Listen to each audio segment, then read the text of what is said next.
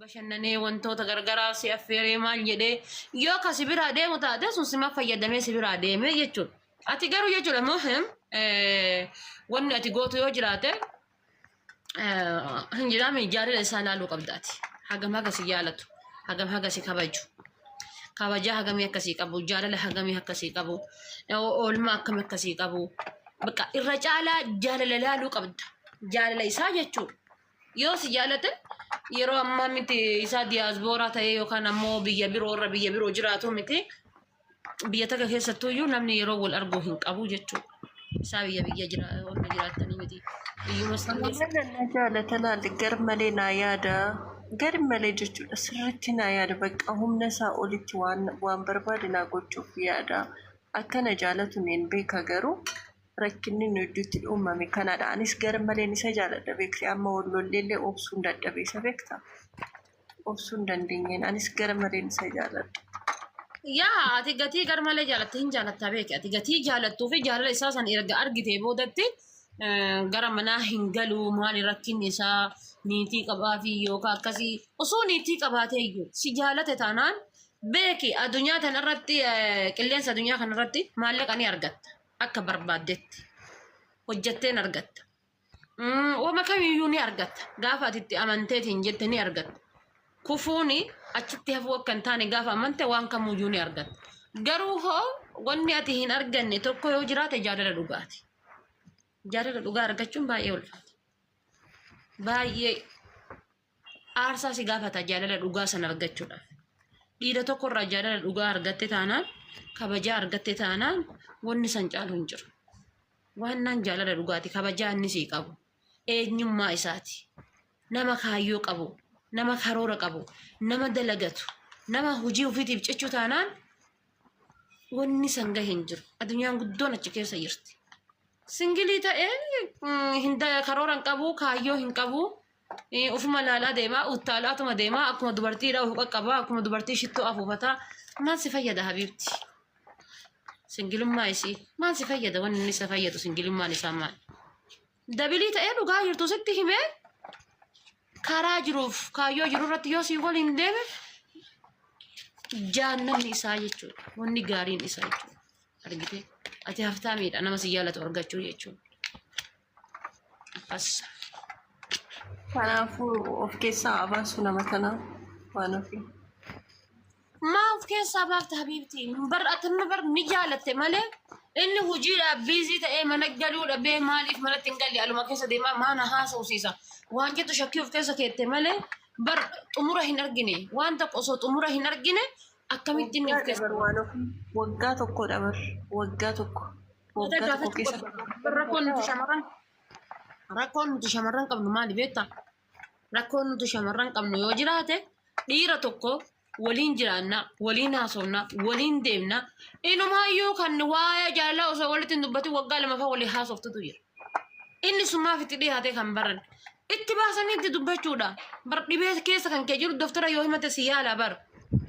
Gatii kana ta'eefi dhiira tokko wajjin deemu bichaa lugaamamtee qorqoofaa jettee waliin deemu qofa osoo hin taane waamtee gaafii sii qaba.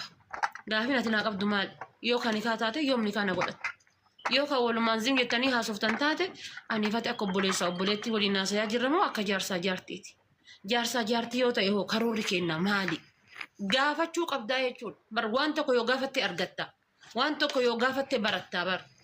Zim jedhaniiti maa silkii maan bichaa walumaan haasanii gizee waliin sa'a 3 sa'a 4 waliin haasanii silkii walirraa cufatanii deeman. Isiin qalbiin isa bira jirti inni ammoo bakka biroo jira. Inni qalbiin isii bira jira isiin ammoo yaadaan bakka biraa jirti. Ta'uu hin qabu jechuudha kun waan hin taane ta'amuufillee waan ta'u miti. Siigalee kanaafuu dura isa addaan baafadhu. Eenyunni akka ta'e nama akkam akka ta'e addaan baafadhu dura. Gaafa isa addaan baafattee xumura isaa argitee jette abba barbaadde jaalattee abba barbaadde heerumtaa jechuudha. Dura isa addaan baafadhu. Si jaalataa jaalala isaa argitee kabajaa isaa argitee namummaa isaa argitee mana galuu dhabee qofaaf alarra deema qofaa fi hin fedhu jettee kabiloo gootu yoo taate hin ta'u. Waan amma garaa kan keessi hanqatee amma asitti dhuftee na gaafatte kana isa gaafadhu. Riziniin kee maali? Ati allaattiidhaan ala irra kagaltu. Maaf gara manaa hin galle waan akkas akkasiisan isa gaafadhu. waan si deebisu arlaaltaa jechuudha. Deebitee waan hadha gaafatte kana dhiira tokko bar madaaluu yoo barbaadde bar waan hadha gaafatte kana waan hadha sitti haasa'e kan turtee ji'a takka booda yookaan ammoo ji'a lama boodas gaafachuu dandeetti. Dhiirri kijibdu ammoo waan hadha sitti haasa'e wallaahi billaahi waan hadha sitti haasa'e torbee hadha osoo gaafatte hin beeku.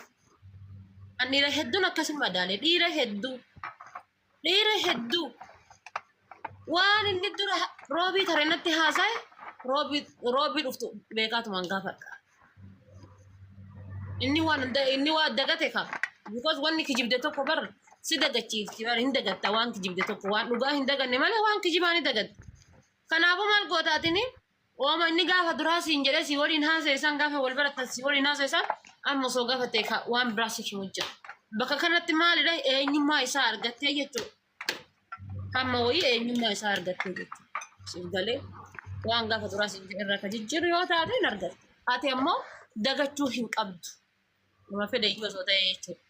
Nu baay'isawee hin dagannu nuti dubartoonni dhiira tokko yoo jaalalaaf itti dhiyaannee waliin haasofne shaayii gaafa jalqaba waliin dhunnee san burcuqootti waliin dhunnee sukkaara bira tareedhaaf likkii dhufee fi hin hanqatee hin dagannu jechuudha yoo dhugaadhaan jaalala. As bareeddu kun. Baay'ee galatoomna nafko. Guys, koppiin dubara jabaadha. Akkasii amsheersiin jedha ofuun cannaqanii sammuu kan ka'e ofuun jeeqinii. Laali qarallee jechuun jaalalli halaala.